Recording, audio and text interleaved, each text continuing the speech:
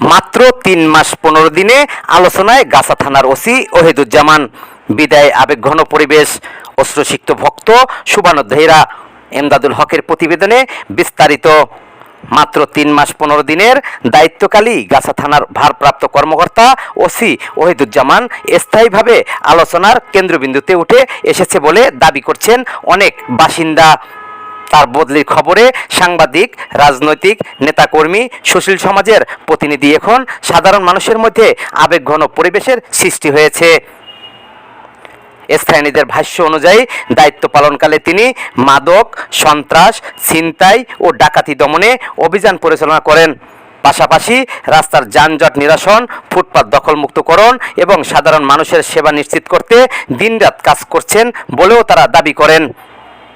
বিদায়ের সময় অসংখ্য মানুষ তাকে শুভেচ্ছা ও ভালোবাসায় বিদায় জানান। অনেকেই আশা প্রকাশ করেন ভবিষ্যতেও তিনি একই নিষ্ঠা ও সততার সঙ্গে জনগণের সেবায় কাজ করে যাবেন। অল্প সময়ে মানুষের হৃদয়ে জায়গা করে নেওয়ার এই গল্প এখন গাছাবাসীর আলোচনার বিষয়। 16 বাংলা টিভি, আবহমান বাংলার